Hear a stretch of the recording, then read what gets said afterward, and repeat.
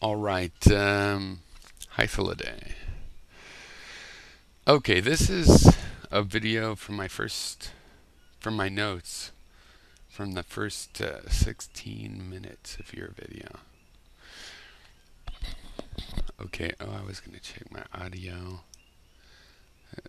Let's see here. Boom, boom. Hold on, sorry. I'm doing this Fede style, okay. Okay.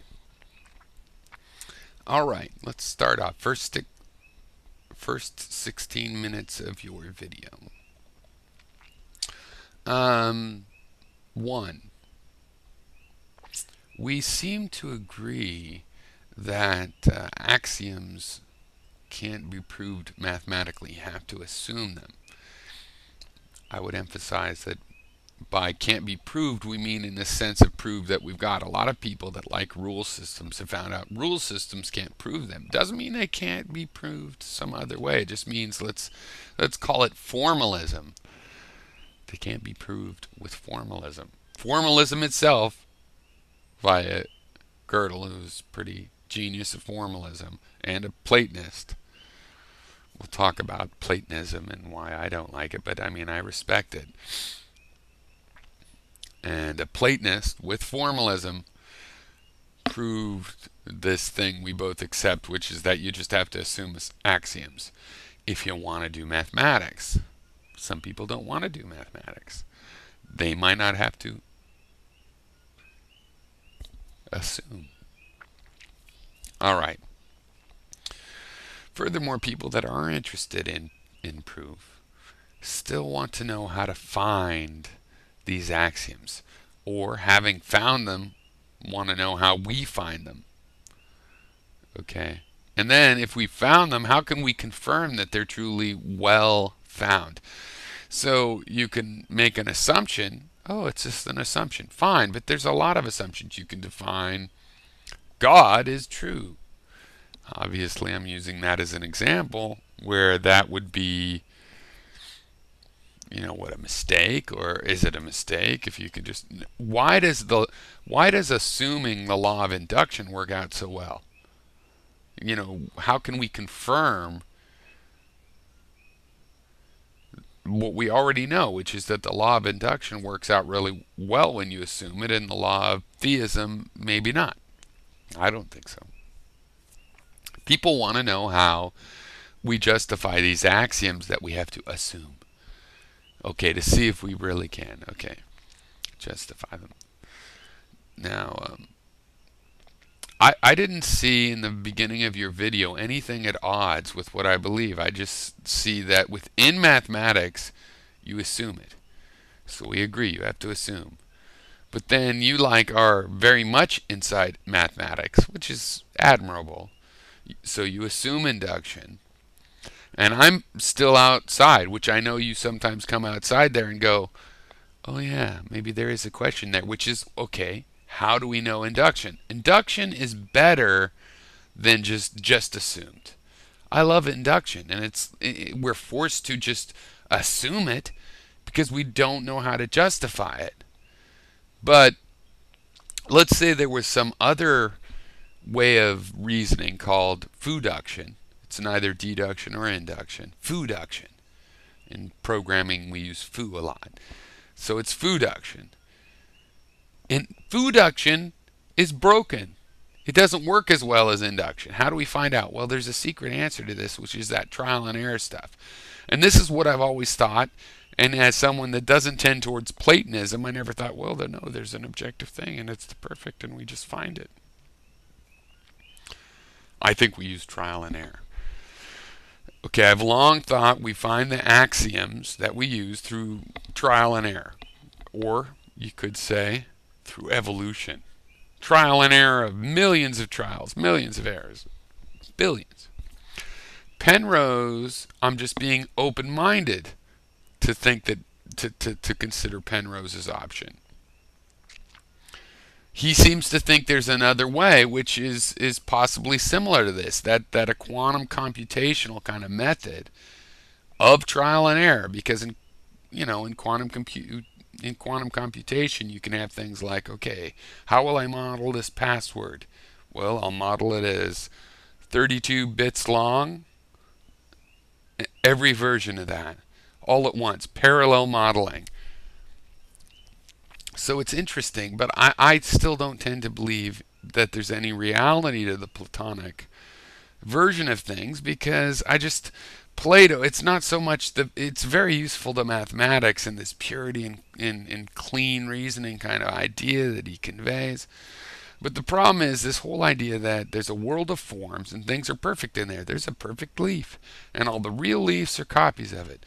Or here, there's a perfect idea of identity, and all the identity in the real world's an imperfect copy of that. I just don't like that. Okay.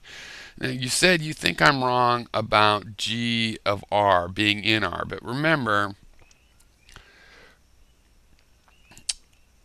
R is in arithmetic. The first theorem of Gödel on mathematics we want to consider is the completeness theorem. R is complete.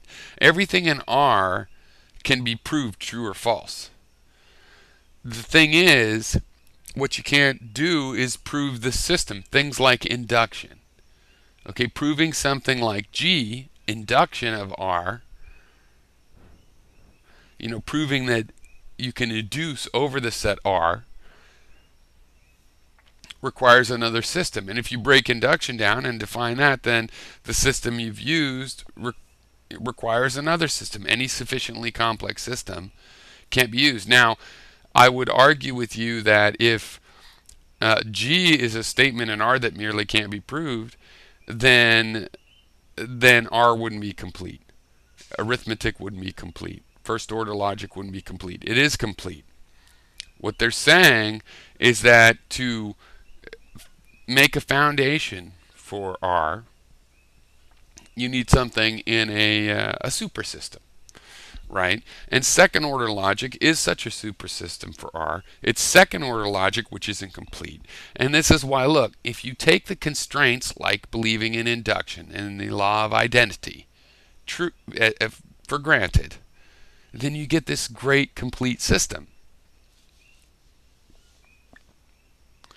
Okay, so but my problem with Plato is he said we didn't have to assume. That's my take of Plato, that we had direct access to the truth in the world of forms, which we could access with our mind.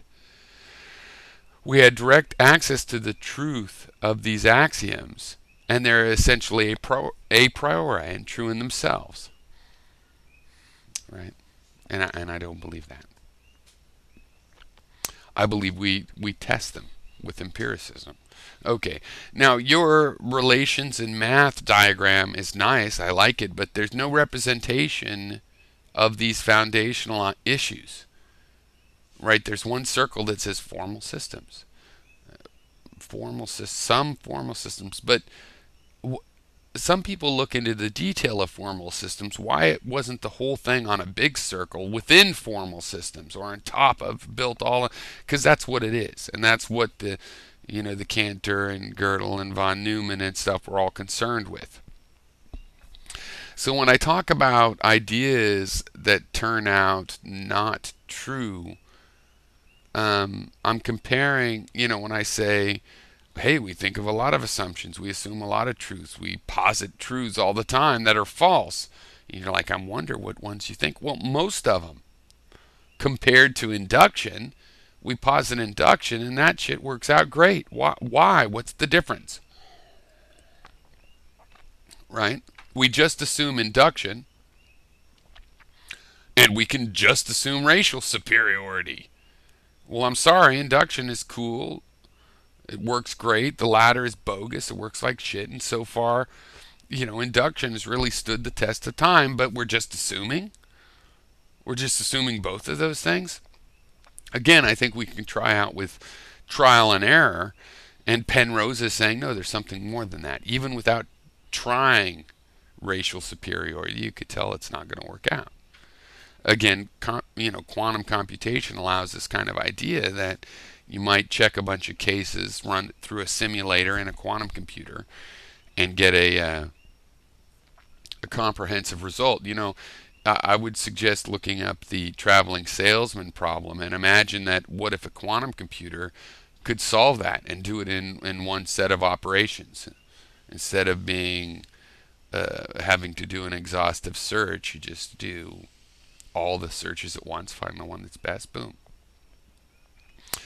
Okay, now you mentioned that you've argued against Penrose's examples with chess, for example, and space filling, and I'm sorry, but I think he had a point. Okay, I'm stuck. Why even to bother with that?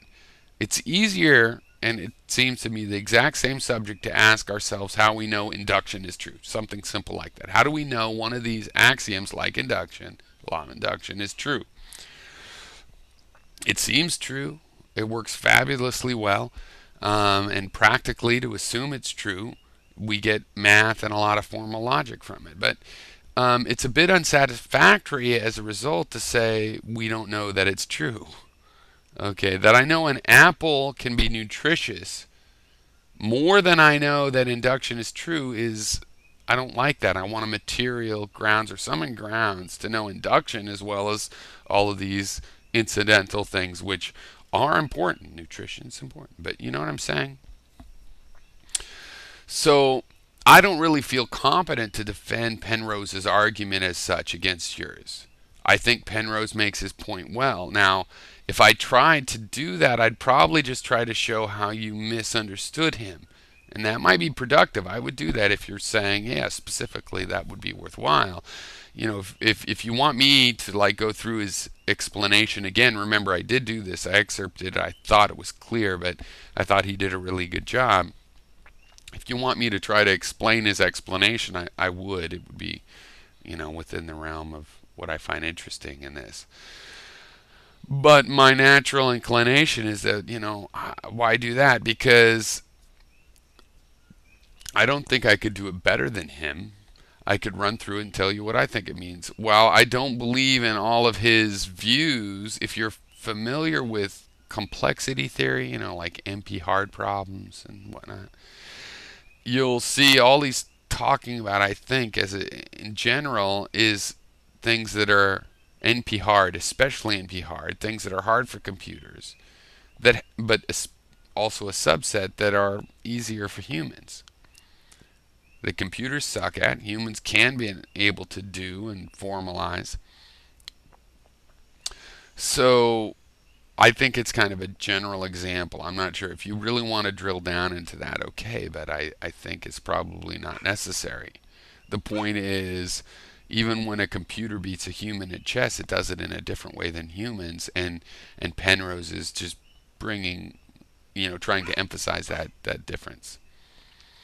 In other words, you reject Penrose, but all he is saying is that humans, the heuristic methods, which have been done by trial and error, you and I might think, or by a quantum computational Platonic computation, let's call it, according to Penrose, that works better than analytic methods, than sequentialist, concrete, traditional, formal analytic methods.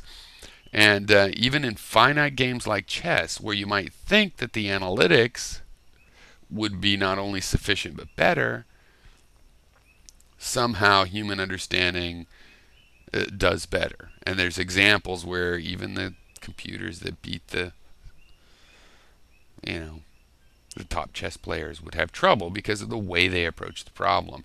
And he's trying to say, look, there's a different way we approach the problem, and the way humans approach it can't be put entirely in rules. It goes in rules back until you finally get to axioms. Right? I think one way to talk about this is to ask, can assumptions be made computationally? Can you make an assumption computationally? Because as a programmer, I type the assumptions in as data structures. If I want to be able to alter the assumption, I'll make a configurable data structure. If I never want to alter it, maybe I'll hard code the assumption. And the question is, can those be made computationally? And there are ways, like genetic programming, that try to find assumptions. They alter the configurations, you know, and have breeding mechanisms and stuff. There's, you know, survival of the fittest criteria and so on. So it is possible. And I think when you start to use trial and error methods, yeah, you can imagine computational systems doing a lot of that. And I believe that computational systems can pass the Turing test eventually, and it'll make my position on awareness and consciousness more complicated since they'll look like living things, but I will still say no, I don't see how they're internally conscious. Or maybe by then I will. Who knows? Um, but basically, logically, from a logical system or mathematical, I think I could use those interchangeably in this particular case. It's as if that assumption comes out of thin air. But really, it's out of something. It's out of our experiences, evolution, whatever, trial and error, I'd say. Uh, Penrose says, though, out of the Platonic realm that's accessible in quantum computation, which he thinks the brain does. So now, to me, and I don't want to mistake you, and this is a little past 16 minutes, it sounds to me like you're saying uh, there's no way to found the axioms. You just have to assume them. Or the foundation, you're saying the foundation is assumption. You just take them as true. Which to me would lead to a practical thing. Why do you do that? As opposed to some other axiom? Well, because it turns out to be really useful. Okay. But it still means you think they're without real foundation, unless you want to say it's a practical foundation, which is what I've always believed. I've never believed this access to Platonic realms or anything. I've always thought, well, we trial and error the basic rules, and it turns out they're really good. Maybe trial and error is not so bad after all. I mean, because in logic, trial and error is held in kind of a low regard. But if we just hold them by assumption still, and trial and error, it's kind of like faith. So please no, we don't want to have it. So we still want to formalize trial and error. Now, trial and error is hard to formalize because it's limited, but with a quantum computer, you can push those limits to extremes, right? So maybe there's a way to have a formal quantum logic, where when you can try models in parallel, every permutation of a given model, maybe there's a way to demonstrate these. Because I could certainly see ways to test the law of identity and induction, see if it works. And if you had millions of test cases, even if you have to go, oh, well, it's not, perfectly certain in the old sense, it's pretty damn certain when you get to 99.9999999% certain or something. Okay, because we don't really want to allow, right, you nor me, that just defining something is true, because we could define anything as we want to be true. So we still need a criteria, right? So trial and error answers this, because you can assume, oh, God is true, and go, no, he never answered my prayers. But someone also go, oh, because you didn't pray right, and so there's a difficulty there. It'd be nice to have another form, but that works for me. Trial and error, it's like this works better than that, so we try it. Still leaves us with this confirmation question of, okay, so we found the law of induction, and it really is true. We have to assume it, but we found by trial and error. Well, it seems like a weird coincidence. Isn't there some intentional, argumentative way, some argument to support why it's true? And if not in our traditional logic, because Gödel proved maybe we can't support it in our traditional rule-based way of proof, how can we turn the demonstration of trial and error into something formal, something more formal that we, could compute with? And quantum computers actually are a good candidate for doing that kind of computation, turning infinite cases into one case, because you can try all the permutations at once within wide frames. And you don't get back the absolute certainty, but you move into an area of statistics and statistical certainty, where statistics become the sublime math that applies best to reality. You have stochastic individual events that adhere to statistics. So you can have weird things happen that some people would like to call random, but they always follow conservation of energy, and over millions of samples, you'll have a very well-defined boundary on what's going on. All right, cheers.